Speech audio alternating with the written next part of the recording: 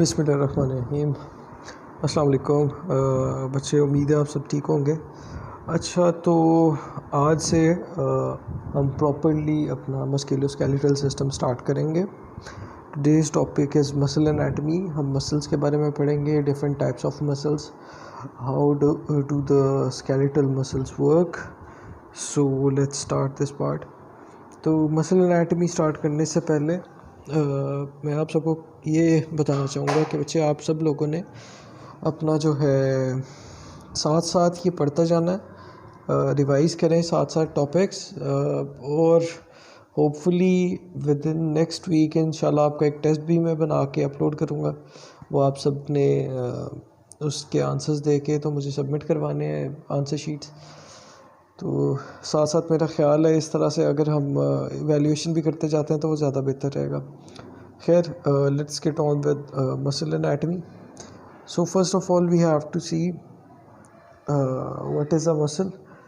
So the introduction of a muscle is that it is a type of obviously connective tissue that is composed of contractile cells which produce movement of the certain organs of the body as a whole.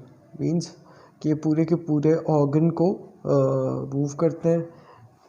इधर वो bone हो सकता है, एक और connective tissue हो सकता है, या फिर जैसे स्मूथ मसल्स की सूरत में गैस्ट्रोइंटेस्टाइनल ट्रैक्ट में ये मसल्स फूड मूव करने के लिए वो ऑर्गन को कॉन्ट्रैक्ट करते हैं। स्टमक हो सकता है, स्मॉल इंटेस्टाइन हो सकती है। सो ये सब के सब मसल्स की कैटेगरी में आते हैं। तो मसल्स बेसिकली होते क्या हैं? Muscles are made up of muscle fibres. Muscle fibers are structural and functional units of muscles. They contain contractile fibers which contract and relax, which are in turn composed of myofibrillar proteins. जब भी लफ्ज़ myo आता है, myo means muscles, okay, fibrillar due to fibrin component, and they are composed of proteins. So muscle fibers are contractile fibers which are composed of myofibrillar proteins, and they are responsible for elongation of cells.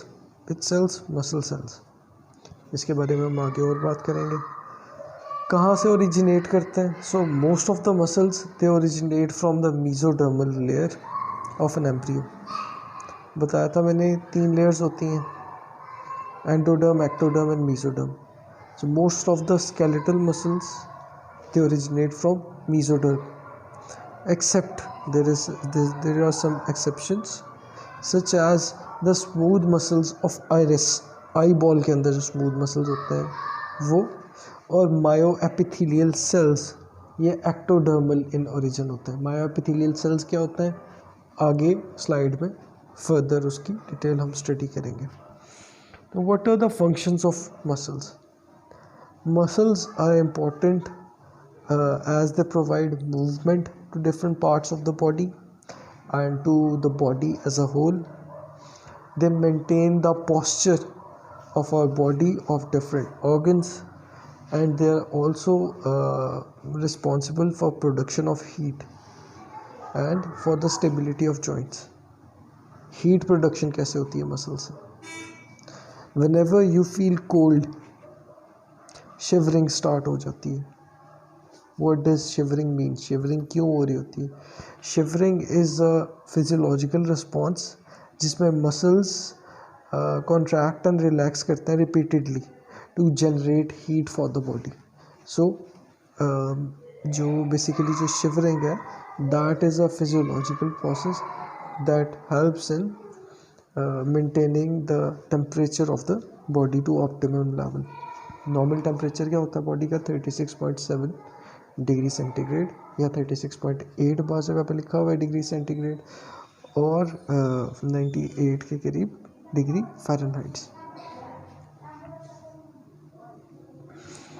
Okay, what are different types of muscles? Based on the structure, microstructure of muscles and the manner of contraction of the muscles, they can be largely divided into 3 types: smooth muscles, cardiac muscles and skeletal muscles. Skeletal muscles striated होते हैं, हमारी तमाम की तमाम bones के साथ जो muscles मौजूद हैं those are skeletal muscles. Cardiac muscles they are present in our heart. Smooth muscles are present in blood vessels, in gastrointestinal tract, and in reproductive tissues. So, they are smooth muscle cells. अब थोड़ी detail में हम further इन्हें discuss करते हैं one by one. So, what are skeletal muscles? Skeletal muscles are also known as the striped muscles, striated muscles, somatic or voluntary muscles. These are the muscles which are most abundant in our body. They are found attached to the skeleton and they are supplied by somatic nerves. Somatic nerves are those nerves which are voluntary nerves जो हमारे control में होती है. Nerves are of two types, somatic and autonomic. तो somatic और autonomic system हम nervous system में study भी करेंगे. सोमैटिक वो है जो हम कंट्रोल कर सकते हैं. अब मैं अपनी उंगली को कहता हूँ टू कॉन्ट्रैक्ट, टू बेंड, ठीक है. My brain send signal and I can contract और relax my finger on the whim of my brain. So that is a somatic muscle supplied by somatic nervous system, somatic fibers. On the other hand, I cannot control the muscles of my heart. I cannot control the muscles of my gastrointestinal tract, of my arteries or veins. Those are known as smooth muscles and cardiac muscles. Okay, in heart there are cardiac muscles, other structures they have smooth muscles. Those are controlled by autonomic nervous system. Okay, so why are they known as striped or striated muscles? Because they have some kind of bands, light colored and dark colored bands. We'll see the pictures further down in the slide and we'll see the structure too. We'll study the structure too. Why they are known as somatic or voluntary muscles, I've already told you. Voluntary are those structures or those actions which can be controlled impulsively by brain. On the other hand, involuntary actions or autonomic are those which cannot be controlled. Okay, so they also respond quickly to different stimuli and they are capable of rapid contractions and they can get fatigued easily. Let's suppose for one day you are asked to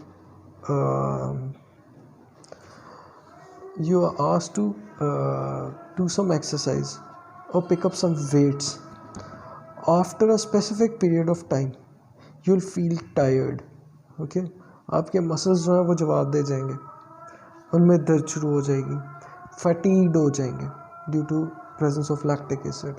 अगर आपको कहा जाता है आपने let's suppose small weight 10 kg और 15 kg आपने repeatedly उठाना है और नीचे रखना है using your arms. Some people they can do it for 15 minutes, others may do it for 3 to 4 hours, but after that they'll get fatigued.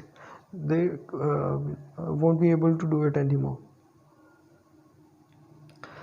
That is because of presence of lactic acid after repeated contractions. On the other hand, क्या कभी cardiac muscles को थकते हुए देखे कि दिल कह दे भाई नहीं मैं बहुत धड़क के बस हो चुकी है मेरी, अब मैं इससे ज़्यादा काम नहीं कर सकता. It is nearly impossible. एक ही दफ़ा दिल रुकता है, that is when you die. So those muscles don't get fatigued. Why they don't get fatigued, we'll study further down the line. Okay, and these muscles also help us in adjusting to the external stimuli, to the external environment via different means. किस तरह से? You go out, let's suppose in extreme cold, your muscles will start shivering and you'll produce some heat to keep the body temperature up to normal. So that is an example of your muscles adjusting to the outside stimuli. On the other hand, if you place your hand onto some surface which is very hot, let's suppose you place your hand onto an oven or onto something that is hot, you withdraw your hand immediately, because uh, if you keep on placing your hand there, it may get damaged. So that is also an example of your body adjusting to the external environment. So skeletal muscles do help with that. Skeletal muscles have muscular fibers, which are multinucleated cylindrical cells which contain a group of myofibrils. Myofibrils are filaments that are present in the muscles. Namely, they are of three types: myosin, actin, and tropomyosin. What is actin, myosin, tropomyosin? I'll show you the picture and I'll tell you in few minutes. Okay. Examples of skeletal muscles are muscles of limbs, muscles of body wall, which can be contracted according to our will. Now let's discuss smooth muscles. What are smooth muscles? Smooth muscles are plain.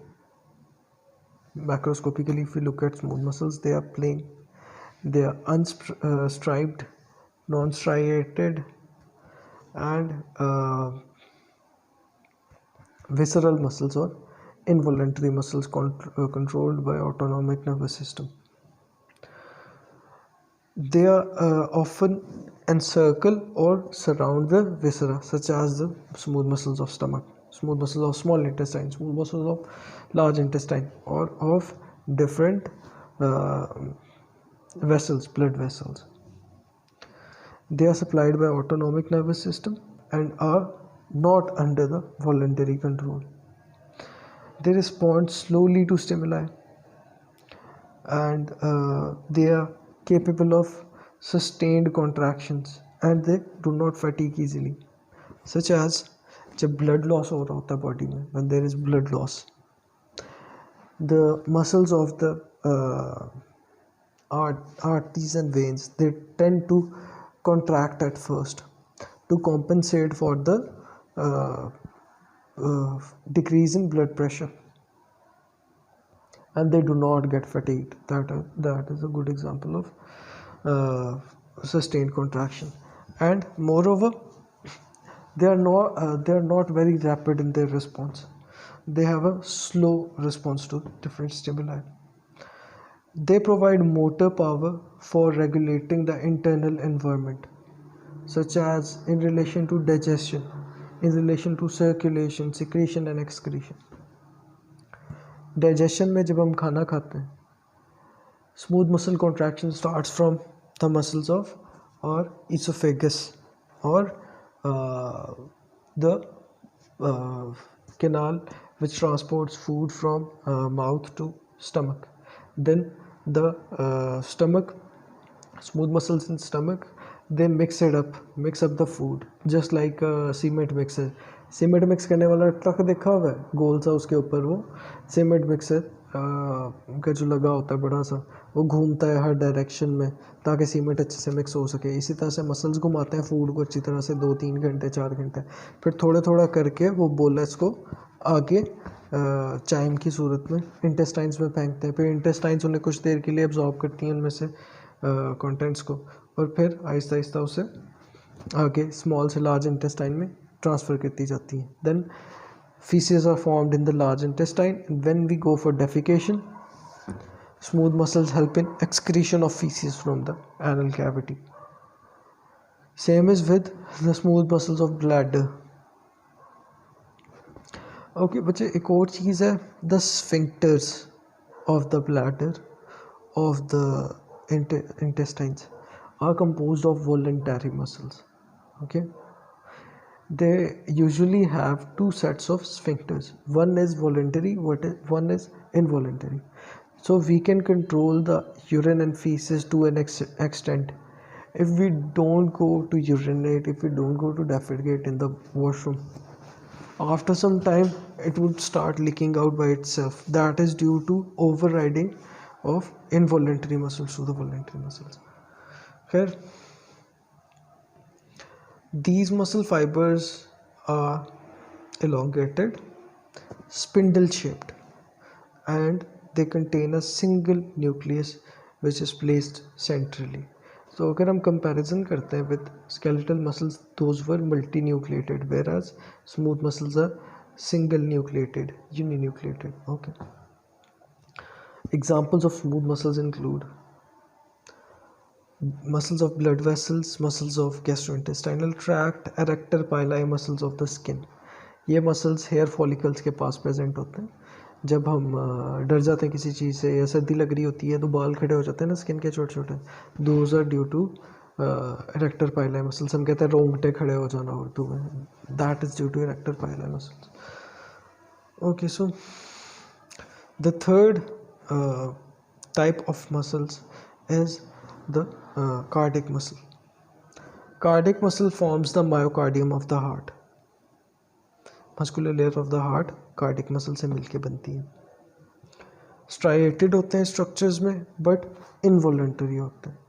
अब अगर comparison करके देखें, क्योंकि comparison से इसीलिए चीज़ें याद रह जाती हैं. अगर आप चार्ट बना लेते हैं, that is very simple way to remember these things. So first of all, skeletal muscles were striated, were supplied by somatic nervous system, were voluntary.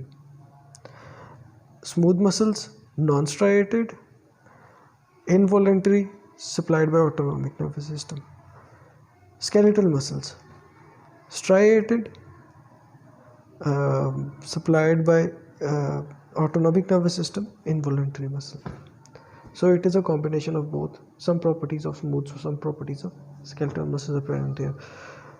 Okay, so autonomic contractions होती हैं, rhythmic होती हैं contractions इनमें, और तमाम जो है muscle fibres single nucleus होता है उनमें, स्मूथ मसल्स की तरह सेंट्रली प्लेस होता है, सेम है smooth muscles, but it forms branches and anastomose with the neighboring fibers at intercalated discs.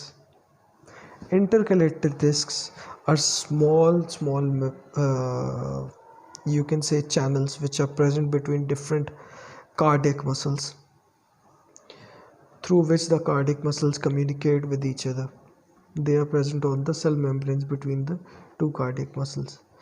इसी वजह से कार्डिक मसल्स की जो कॉन्ट्रैक्शन होती है वो बहुत रिदमिक होती है. ठीक है, कि रिदम में होती है, एक साइड से शुरू होती है, दूसरी साइड को जाती है, थोड़ी देर तक रहती है, then they relax. And the cross striations are less prominent in cardiac muscles as compare to skeletal muscles. So striations होती हैं बट उतनी नहीं होती. अब यहाँ पे हमने पहले एक बात की थी, myoepithelial cells arise from ectoderm. Myoepithelial cells are basically they are epithelial cells. They are not muscular in origin, but they act as muscles. They are present at the bases of secretory acini of the glands, such as sweat glands, mammary glands in the breast. Sweat glands are present all over the skin, and they help in expulsion of secretion from the acini. Acini क्या होता है? छोटा सा गुच्छा of glands along with their openings. So myoepithelial cells are special type of cells that resemble smooth muscles in structure, but those are epithelial cells in origin. So you have to remember this thing. Now we're going to concentrate more on skeletal muscles. So let's again revise the skeletal muscles and let's get on with it. So skeletal muscles are striated muscles, voluntary muscles supplied by somatic nervous system, and their basic structure follows the rule of two. What is the rule of two? So they have two ends and two parts in general. What ends? The ends are known as origin and insertion. Origin is that part of a skeletal muscle which is immobile. Okay, So this part remains fixed during contraction of a muscle. जहाँ से muscle शुरू होता है, that is origin. इंजर्शन वो part है जहाँ पे जाके मसल इंसर्ट होता है जिस बोन पे या जिस स्ट्रक्चर पे, और ये असल में एंड है that is going to move during the contraction of the muscle. So यहाँ पे हमें इन्होंने ये एक एग्जांपल दी हुई है सोलियस मसल की. सो सोलियस मसल का ये जो पार्ट कैल्केनियम के साथ जुड़ा हुआ है that is the insertion of the muscle. Okay, because this will help in contraction of the muscle, whereas insertion is above near the knee joint. Okay, the muscles have two parts. One is the fleshy part, that is contractile, and it is known as belly. This is the belly of the muscle. यहाँ पे basically वो सारे fibres होते हैं जिन्होंने contract और relax करना होता है, जबकि यहाँ पे एंड तक पहुँचते पहुँचते जो टेंडन्स बनता है ये फाइबरस पार्ट होता है. That is not going to take place in contraction, that is not non contractile in origin, in elastic in its property, and this is present at insertion as well as origin. Okay, so the tendons of the muscle, tendons are those structures which attach the muscle to the bone, and the aponeurosis मैंने last time भी बोला था, किसी बच्चे ने question भी किया था, but sorry I couldn't post it in the group.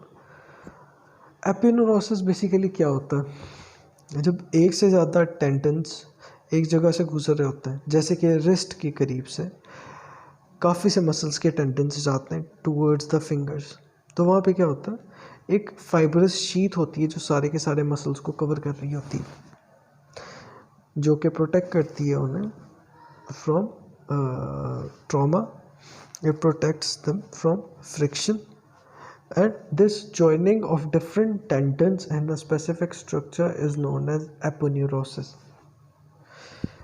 तो एक से ज़्यादा टेंडन जब इकट्ठे होते हैं वो एपोन्यूरोसिस बनाते हैं. सो आसान लफ्ज़ों में याद रखने के लिए आप ऐसे फ़िलहाल याद रख सकते हैं. सो स्केलेटल मसल के दो पार्ट्स हैं, one is origin, one is insertion, ये दो एंड्स हैं, और दो पार्ट्स हैं, एक बेली और एक fibrous part tendons. Skeletal muscle का स्ट्रक्चर कैसा होता है? ओके बच्चे, अगर हम स्ट्रक्चर देखें तो बेसिकली जो इसकी यूनिट है जिसने कॉन्ट्रैक्शन का काम करना है वो सिलेंड्रिकल शेप्ड होती है. ठीक है, सिलेंड्रिकल शेप्ड होती है,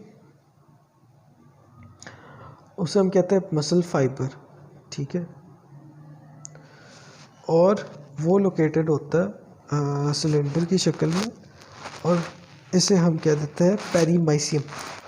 पेरीमाइसियम बेसिकली मुख्तलिफ मसल के बंडल से, स्ट्रक्चर से मिल के बनता है. और यहाँ पे कोई पिक्चर है, मैं आपको दिखा सकता हूँ उसकी, जस्ट अ सेकेंड.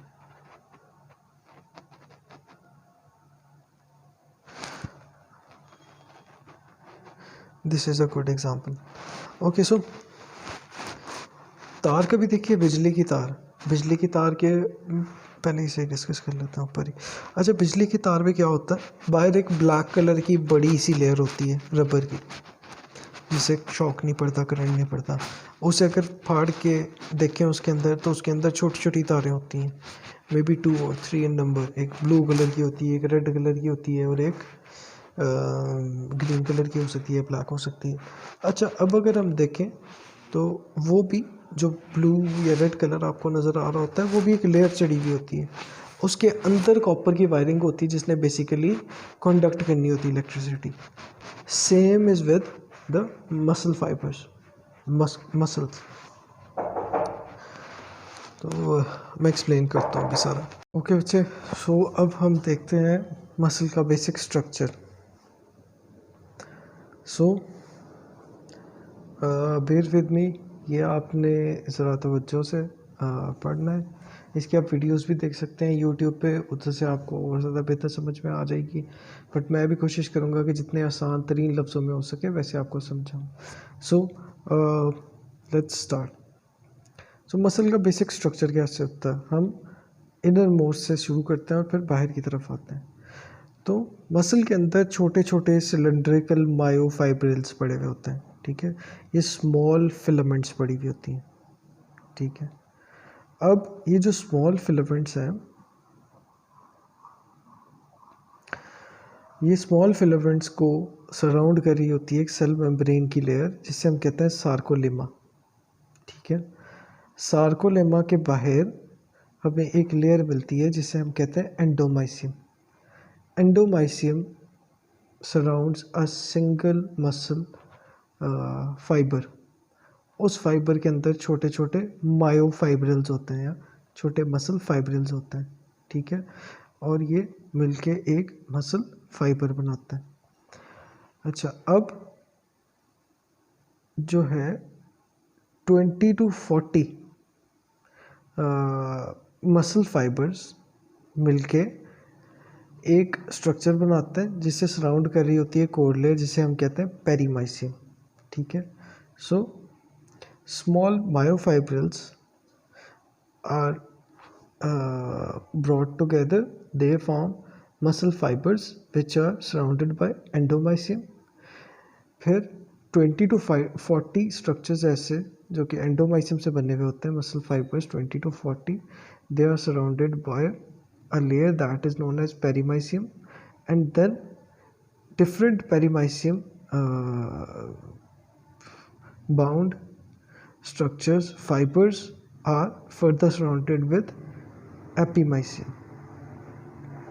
सो अगर हम मसल का कट सेक्शन देखें, आउटर मोस्ट एक एपीमाइसियम होता है, रिच इन ब्लड सप्लाई। ये कनेक्टिव टिश्यू पूरे के पूरे मसल को सराउंड करता है, ठीक है। So it surrounds the whole muscle just like an organ.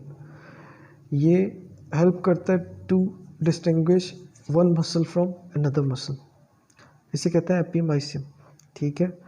Epimysium के बाद अंदर हमें एक स्ट्रक्चर मिलता है that is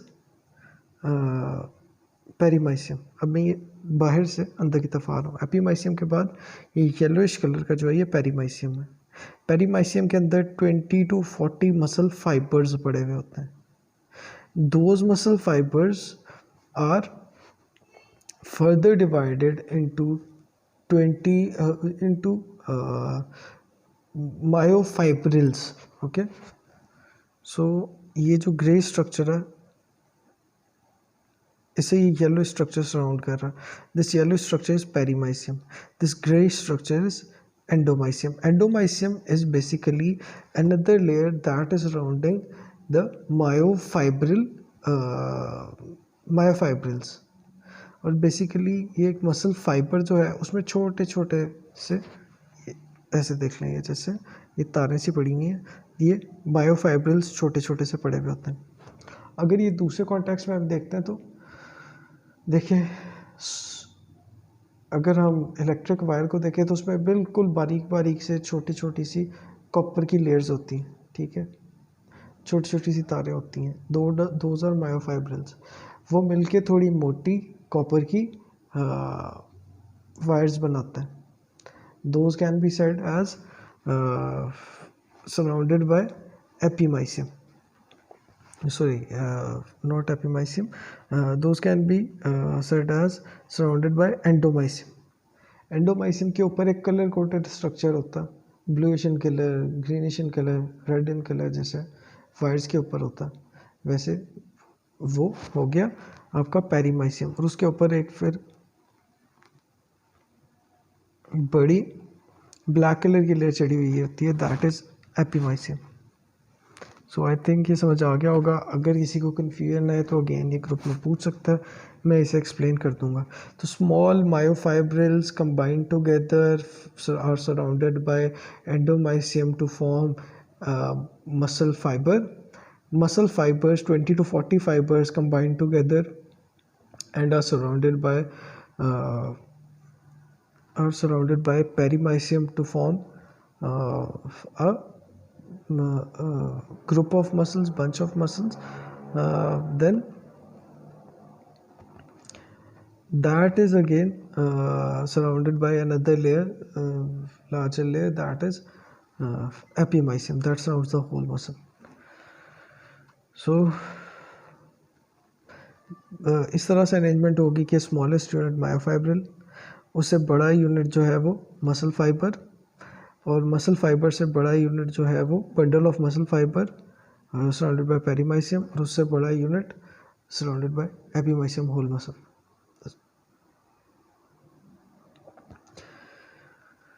So the epimysium is a connective tissue that surrounds the entire muscle, separates individual muscles into distinct units. Blood supply और nerve supply यहाँ से होके जाती है. Perimysium are a bundle of muscles that contain 20 to 40 muscle fibers, and they also have major blood vessels.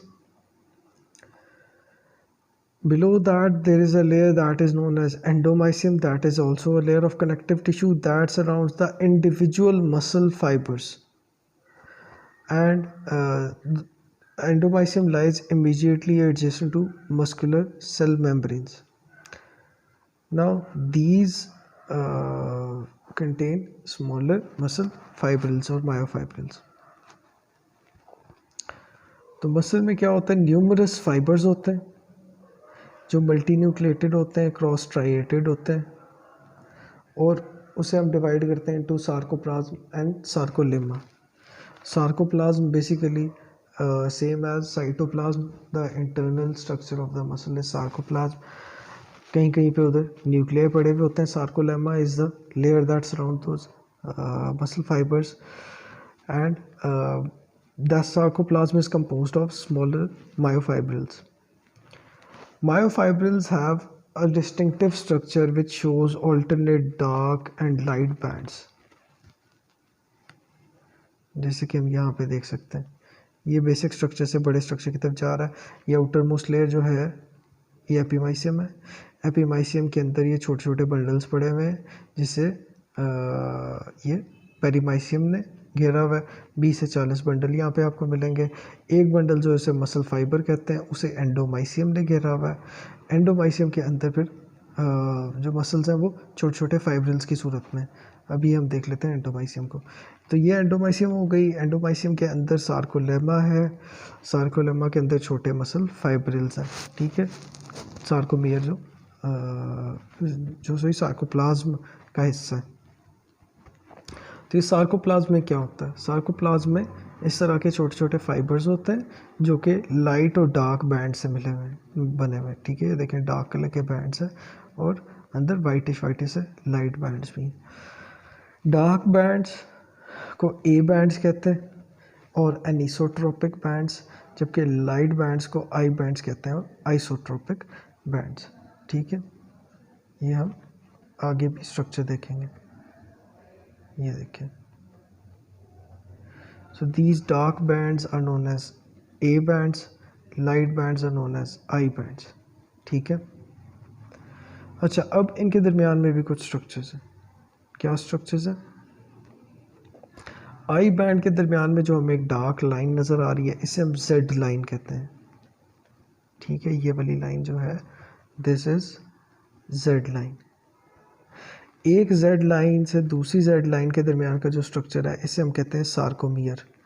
This structure is sarcomere. Sarcomere is the basic unit where the contraction of a muscle takes place. ठीक है.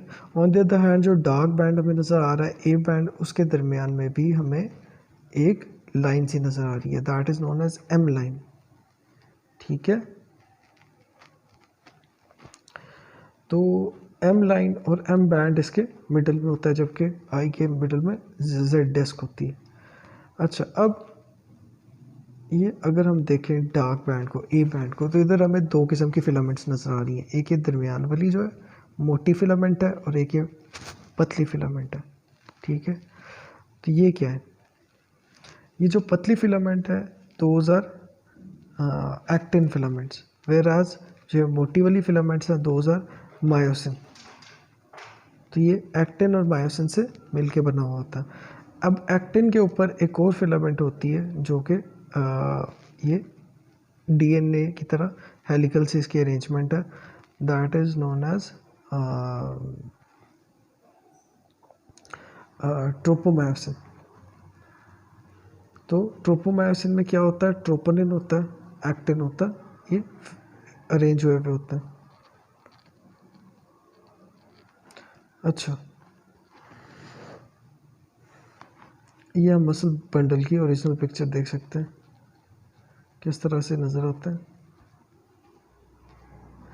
ये हम देख सकते हैं basically होता क्या है, इस तरह से अंदर इसके फाइब्रल्स होते हैं, मायोफाइब्रल्स, जिनमें डार्क और लाइट बैंड्स हमें नज़र आ रहे हैं। उन्हें सार्कोलेमा ने घेरा हुआ होता है, ठीक है। सार्कोलेमा के फिर ऊपर जो है वो एंडोमाइसियम मौजूद होती है। अच्छा, अब आगे चलते हैं। तो बेसिकली जो कॉन्ट्रैक्शन है that takes place here in the A band. A band में क्या होता है, जो मायोसिन फिलामेंट होती है, ये मायोसिन फिलामेंट है, ठीक है। मोटी वाली फिलामेंट जो है, तो मोटी वाली फिलामेंट में क्या होता है, हुक्स निकली हुई होती हैं, छोटी छोटी हुक लाइक स्ट्रक्चर्स होते हैं, ठीक है, मायोसिन हेड्स होते हैं। अच्छा, अब ये मायोसिन हेड्स जाके अटैच होते हैं एक्टिन के साथ, ठीक है। एक्टिन के ऊपर मायोसिन अटैचमेंट साइट्स होती हैं जिधर ये अटैच होता है, और बेसिकली कॉन्ट्रैक्शन यहाँ से ही होनी होती है। आप लोगों ने वेलक्रो देखी हुई है, वेलक्रो जो चिप होती है, चिप की तरह बैग्स के ऊपर लगी हुई होती है डिफरेंट, जिसके ऊपर उसे उसे अगर आप देखें तो वो किस तरह से होती है, एक ब्लैकिश कलर का होता है स्ट्रक्चर, और दूसरा जो होता है स्ट्रक्चर वो ग्रेइश कलर का होता है, जिसमें छोटी छोटी हुक्स बनी हुई होती हैं। बेसिकली वो हुक्स ने अटैच होना वो होता है दूसरे ब्लैक स्ट्रक्चर के साथ। Same takes place in the muscles, same as Velcro. The head of myosin filament gets attached with the exposed site at actin filament, and it moves it in the forward direction, and hence the muscle contraction takes place. बहुत आसान सी एक video है YouTube पे, मैं उसका link post कर दूंगा, उसे आप देख लीजिएगा। आपको मसल की कॉन्ट्रैक्शन जो है वो बहुत इजीली समझ में आ जाएगी, ठीक है, इतनी ज़्यादा मुश्किल नहीं है। सो अब मैं आपको दिखा भी देता हूँ। ये है dark band and light band, ये है दरमियान में जी लाइन, ठीक है, ये आप देख सकते हैं। ये दरमियान में मायोसिन फिलामेंट है, ठीक है, और ये एक सार्कोमियर है, एक जी से दूसरे जी के दरमियान में, ये इसके दरमियान में एम बैंड है। अच्छा, अब होता क्या है, जब मसल रिलैक्स्ड होता है तो कुछ मायोसिन हेड्स जो हैं वो अटैच होते हैं एक्टिन के साथ, और कुछ फ्री होते हैं, ठीक है। और एच बैंड जो है वो काफ़ी हमें वाइड नज़र आता है। जबकि जब कॉन्ट्रैक्शन होती है उस टाइम पे क्या होता है, ये मसल्स एक दूसरे के ऊपर स्लाइड करते हैं via the action of these myosin heads via use of calcium ions and some molecules which produce energy, which require energy, ADP and ATP molecules. The slide होके ये actin filament slides onto the myosin filament, gets attached, fills nearly all the myosin head sites, and hence the contraction of a muscle takes place. Muscle का size छोटा हो जाता है और उसे हम कहते हैं कॉन्ट्रैक्ट हो गया मसल, ठीक है। ये उसकी एग्जांपल है। अब ये किस तरह से होता है ये मैं आपको वो वीडियो पे पोस्ट कर देता हूँ, so you can understand it better. तो बच्चे, अब हमारी स्लाइड कितनी रह गई है, स्लाइड तो हमारी काफ़ी रहती है। तो ऐसा करते हैं कि आज यहाँ पे हम कंक्लूड करते हैं, ताकि हम इसे और ज़्यादा बेहतर तरीके से समझ सकें कि मसल कॉन्ट्रैक्शन कैसी होती है, क्योंकि ये आपको आनी चाहिए। बार बार इससे रिलेटेड क्वेश्चंस आएंगे, मैं भी इससे रिलेटेड क्वेश्चंस पूछूंगा in your exams. So the basic unit of a muscle contraction is a sarcomere. The contraction takes place at the A band. Basically, H band gets shorter due to contraction of actin and myosin filaments. Myosin filaments help in moving the actin filaments over themselves, they slide them, and hence they shorten the muscle. That is known as contraction. ठीक है, okay then, जो इससे related question हो वो आप पूछ सकते हैं। तो this concludes our skeletal muscles.